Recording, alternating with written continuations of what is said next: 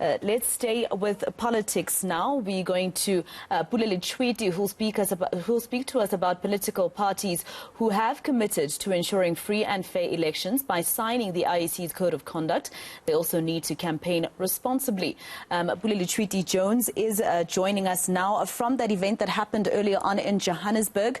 Pule, how did that event go with the pledge from the different political parties?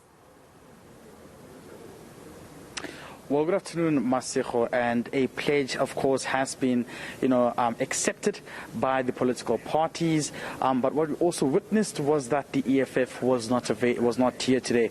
They did not avail themselves or send any party representative. But parties such as the DA, ANC, Action SA, and amongst others, have committed themselves to actually adhering to the Conduct Act of the Electoral Commission, which actually instructs them to abide by certain political rules and regulations. One will also say political, policies that they will need to be strictly adhering to ensure that they hold the conduct of a free and fair election process. But furthermore, while that's the case, there's also been a lot of room of criticism by especially opposition parties such as the DA and of course Action SA is saying that it's quite upsetting that only now they have to adhere to the obligations of the Constitution and of course following the rules of the voting processes and ensuring that there's free and fair elections.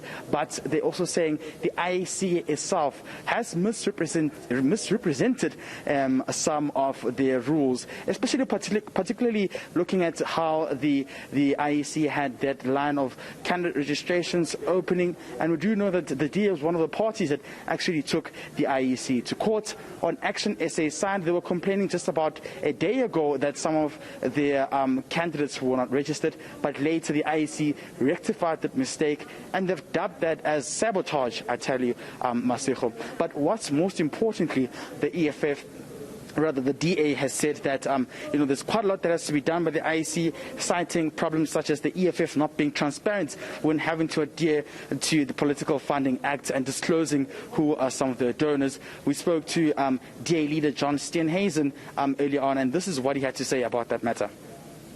Well, we think it's very important that the most important letter in the IEC is the I, the independent. They need to be independent and they need to be seen to be independent. I'm very concerned if one looks at the Party Political Funding Act, which the IEC is supposed to police. Only 3 parties made declarations. The EFF didn't make a single declaration. Releasing huge billboards, buying new buildings, rolling out a campaign that cost millions, and yet they say they haven't received a single donation over 100,000. The rules and the Code of Conduct that we signed today are only as good as the enforcement thereof. And therefore the IEC needs to be a little bit more assertive in ensuring that they apply those rules to every party equally. Now, what did the DA say about signing this pledge to cooperate with the IEC? Well, the DA says, of course, this was on their mandate to actually, adhere to the constitutional obligation. They have viewed this as a commitment not only for the party but to the voters, saying that this opens their line of transparency to show that they want to steer some of these municipalities which have been embattled and ailing down due to corruption in the right direction. But they also mention other things, which, of course, are saying that all parties must be treated equally.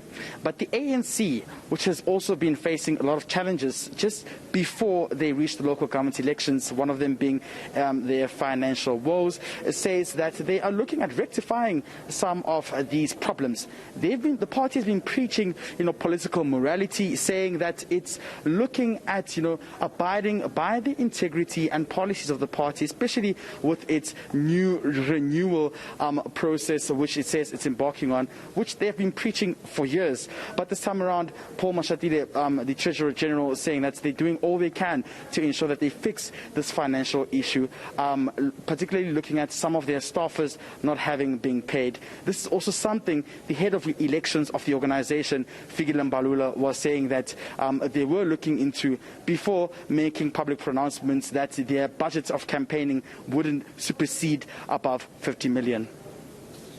The environment has been a bit difficult now with fundraising being tough out there. Since we have the disclosure legislation, people are reluctant to come forward. But we are busy talking to them to make them understand it's not a problem to disclose as long as we keep within the limits provided by the Act. So we do hope that some will come to the party and will have resources both for the campaign and to be able to pay outstanding salaries for our staff.